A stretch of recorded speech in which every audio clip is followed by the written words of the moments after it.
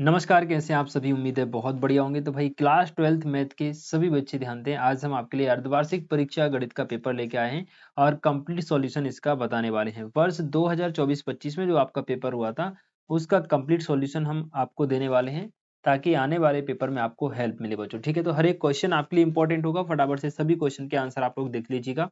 Solution सहित हम आपको यहाँ पर आंसर बताएंगे। सही विकल्प चुनकर लिखिए। साइन इनवर्स साइन 7 पाई/6 का मान राइट आंसर होगा बी ऑप्शन। सॉल्व कैसे करेंगे देखिएगा। साइन इनवर्स साइन 7 पाई/6 को हम पाई प्लस पाई/6 से लिख सकते हैं। तो देखिएगा sine inverse sine pi plus theta sine theta होता है, तो साइन पाई/6 हो जाएगा। साइन से साइन कैंसिल होके बचेगा क्या भाई? पाई/6। तो आंसर इस प्रकार से इसका बी ऑप्शन होगा। क्लियर है।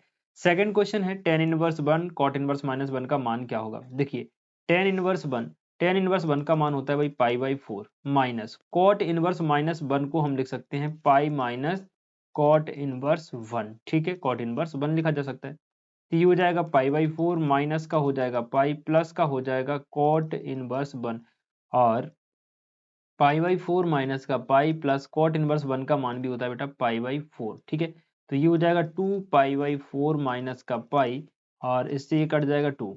तो पाई/2 माइनस का पाई घटाओगे तो माइनस का पाई/2 आंसर आएगा। ऑप्शन नंबर बी बच्चों आपका करेक्ट हो जाएगा। उम्मीद है आप समझ पाए होंगे। चलिए देखिए, ए और बी दो उपयुक्त कोटि के अवयव हैं, तो ए बी का डैश किसके बराबर होगा? ए बी का डैश बी डैश ए के बराबर होगा। डी ऑप्शन आपका करेक्ट हो जाएगा। ये डायरेक्ट ही फॉर्मूला होता है। ए बी का जो पूरक होता है वो बी का पूरक इंटू ए के पूरक के बराबर होता है। ठीक है, 2 into 3 कोटि वाले अवयव में अवयवों की संख्या क्या होगी? तो दोनों का गुणा कर दीजिए, 6 आंसर आएगा। ऑप्शन नंबर सी आपका करेक्ट हो जाएगा। ठीक है, नेक्स्ट क्वेश्चन आपसे पूछ रहा है अवकल समीकरण dy/dx प्लस पी वाई बराबर क्यू में समाकलन गुणांक IF का मान क्या होता है? तो देखिए IF का फॉर्मूला होता है e की power p into D x, है ना। तो e की power p dx option number A आपका करेक्ट हो जाएगा। ठीक है, यदि रेखा की दिक्भुजाएं एल एम एन हो तो एल एम एन के बीच सदैव सही संबंध कौन सा होता है? L square plus m square plus n square का मान 1 होता है। इसी को कभी कभी हम ऐसे भी लिख देते हैं cos square alpha plus cos square beta plus cos square gamma बराबर 1, क्योंकि एल का मतलब होता है कॉस अल्फा, एम का मतलब होता है कॉस बीटा और एन का मतलब होता है cos gamma. Option number A आपका करेक्ट होगा। ठीक है भाई, चलिए ये आपके विकल्प यहाँ पर कंप्लीट होते हैं। बात करते हैं प्रश्न क्रमांक 2 रिक्त स्थानों की। यदि कोई फलन f सच दैट x2y में की फलन होगा, यदि fx1 का मान fx2 के बराबर है, तब x1 का मान x2 के बराबर होना चाहिए, तब भी वो फलन की होगा। क्लियर। चलिए बच्चों, नेक्स्ट क्वेश्चन है cos इनवर्स x का मुख्य जो मान होता है वो 0 से पाई के बीच में होता है और 1 अंतराल में होता है, क्लोज इंटरवल में होता है। ठीक है, अवयव a बराबर ए आई जे एम गुणा एन के लिए ए डैश का मान क्या होगा? देखो ए डैश का जो मान होगा वो हो जाएगा ए डैश बराबर, देखिए ए डैश बराबर होता है ए आई जे, है ना, ये पलट जाएगा, जे आई हो जाएगा और इसकी कोटि भी बच्चों पलट जाएगी, एन गुणा एम हो जाएगी। ठीक है, अवयव का मतलब अवयव के पूरक का मतलब होता है पंक्तियों को स्तंभ से परिवर्तित कर देना। कॉस रूट एक्स का एक्स के सापेक्ष अवकलन, देखो कॉस रूट एक्स का एक्स के सापेक्ष अवकलन आप करेंगे तो डी अपॉन डी एक्स आप लिखिएगा cos root x. Cos x का होता है माइनस साइन एक्स, एक्स की जगह रूट एक्स हो तो माइनस का sine root x. Root x का खुद का करेंगे तो 1/2 रूट एक्स आ जाएगा, यानी हो जाएगा माइनस का साइन रूट एक्स अपॉन में 2 रूट एक्स, इसका आंसर होगा। क्लियर। ओके, यदि फलन f x2y में आच्छादक फलन हो तो सहप्रांत का मान परिसर के कैसा होता है भाई? बराबर होता है, समान होता है। जब फलन आच्छादक हो जाता है तो परिसर और सहप्रांत दोनों का मान बराबर होता है। सदिश 2i3j प्लस के अनुदिश मात्रक सदिश, देखिए मात्रक सदिश का फॉर्मूला होता है ए के बराबर वेक्टर ए बटे में मॉड ऑफ वेक्टर ए, यानी सदिश ए में सदिश ए का परिमाण का भाग दे दो। तो सदिश ए का हम परिमाण निकालते हैं, under root A square plus B square plus C square इसका फॉर्मूला होता है। तो सदिश ए का परिमाण क्या हो जाएगा? देखो ए का मान 2 है, बी का मान 3 और सी का मान 1। तो 2 का वर्ग करोगे 4, 3 का वर्ग करोगे 9 प्लस 1 का वर्ग 1, 9 और 1 10, अंडर रूट में कितना आ गया? 14। तो देखो भाई, आपको निकालना है सदिश का परिमाण, सदिश का मात्रक सदिश। देखो फॉर्मूला होता है बेटा ए वेक्टर और बटे में इसका परिमाण। ए वेक्टर का मान हमारे पास कितना है, देखिए 2i प्लस का 3j प्लस का k, ठीक है। एंड बटे में इसका परिमाण आया रूट का 14, यही इसका आंसर होगा। आप चाहें तो रूट 14 को सबके बटे में अलग अलग भी लिख सकते हैं, दोनों आपके सही माने जाएंगे, ठीक है। चलिए, ये आपके खालिस्तान यहाँ पर कंप्लीट होते हैं। प्रश्न क्रमांक 3 में आपको बताना है सत्य और असत्य। तो देखिएगा, सारणिक में पंक्तियों स्तंभों की संख्या समान होती है, ये आपका राइट हो जाएगा।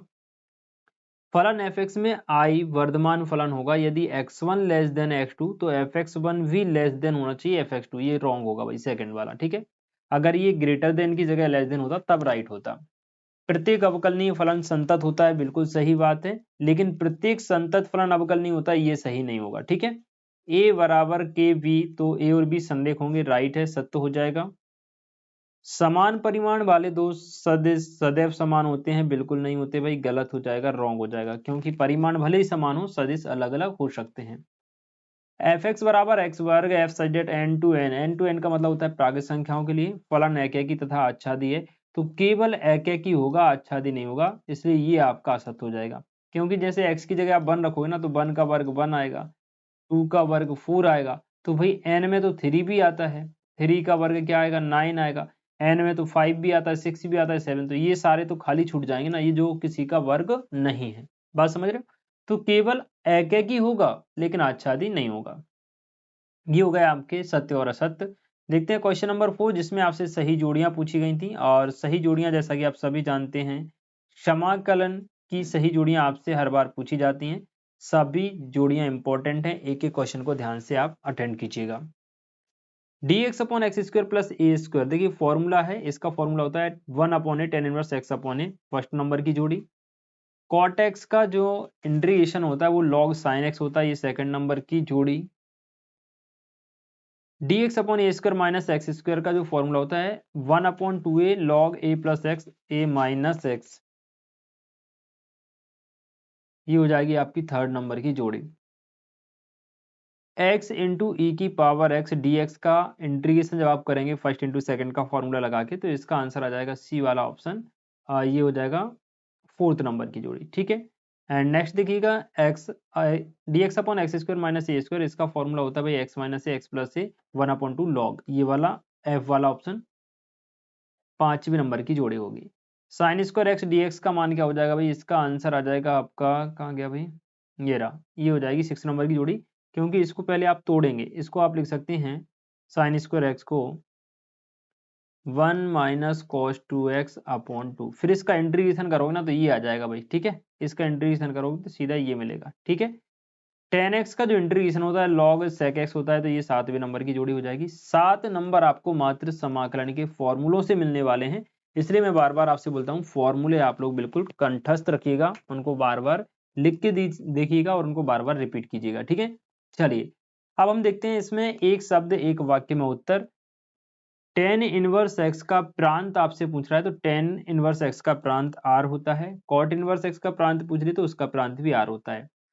a बराबर ए आई जे एम गुणा एन एक वर्ग आव्यूह है, तो m और n के बीच में जो संबंध होता है, m का मान n के बराबर होता है, यानी वर्ग आव्यूह में पंक्ति और स्तंभ की संख्या बराबर होती है।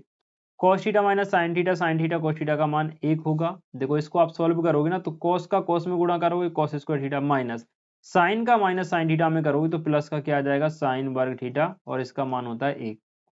यदि x माइनस वाई बराबर पाई हो तो d y upon d x, देखो जब आप इनका अवकलन करोगे तो x का अवकलन 1 माइनस y का हो जाएगा d y upon d x, और पाई का x के सापेक्ष 0, तो 1 बराबर हो जाएगा d y upon d x.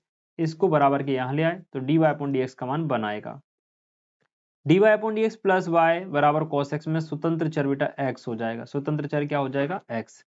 अवकल समीकरण d four y upon d x 4 plus sine x में कोटि आपको बताना है, तो मैक्सिमम कोटि कितनी होती है भाई, 4 होती है, तो इसकी कोटि कितनी हो गई, 4। क्लियर। एफ एक्स बराबर कॉस एक्स अंतराल 0 से पाई के मध्य किस प्रकार का फलन है, वर्धमान या ह्रासमान, तो इसमें आपका राइट आंसर हो जाएगा ह्रासमान। क्लियर। ह्रासमान क्यों है, क्योंकि जब आप कॉस एक्स का ग्राफ देखेंगे ना, तो कॉस एक्स का ग्राफ क्या होता है, इस प्रकार से यूं चलता है ना। तो 0 से यहाँ रहता है आपका पाई, तो देखो ये डाउन जा रहा है पूरा, यहाँ से यहाँ तक डाउन, फिर इसके बाद यहाँ बढ़ता है। तो पाई जो रहता है ना, पाई तक, 0 से लेके पाई तक कॉसेक्स का जो ग्राफ है वो डाउन जाता है, यानी ह्रासमान फलन होता है। आप इसके ग्राफ में देखेंगे, बुक में दिया हुआ है 2.1 में बन के पहले, तो आपको वहां पे मिल भी जाएगा। ठीक है, इस प्रकार से आपके एक शब्द उत्तर, सही जोड़ी, खालिस्तान, विकल्प एंड खालिस्तान सारे क्वेश्चन मैंने करवा दिए। ये सभी प्रश्न आपके आने वाले पेपर के लिए बहुत महत्वपूर्ण है, तो इनको तैयार करिएगा। बाकी ये पूरा पेपर अगर आपको चाहिए तो इसका जो पीडीएफ है मैं आपको टेलीग्राम ग्रुप पे दे दूंगा, आप वहां से भी इनको दोबारा प्रैक्टिस कर सकते हैं। ठीक है, इसके क्वेश्चन आंसर भी आप लोग लगा लेंगे तो आने वाले पेपर में आपको काफी हेल्प मिलेगी। बहुत सिंपल सिंपल से क्वेश्चन है, एक बार पूरे क्वेश्चन अच्छे से देख लीजिएगा और इनको अच्छे से एक बार रिवाइज करके जरूर जाइएगा। ठीक है, मिलते हैं आप सभी से नेक्स्ट वीडियो में, तब तक के लिए सभी से जय श्री राधे एंड कल के पेपर के लिए आप सभी को बेस्ट ऑफ लक। जय हिंद।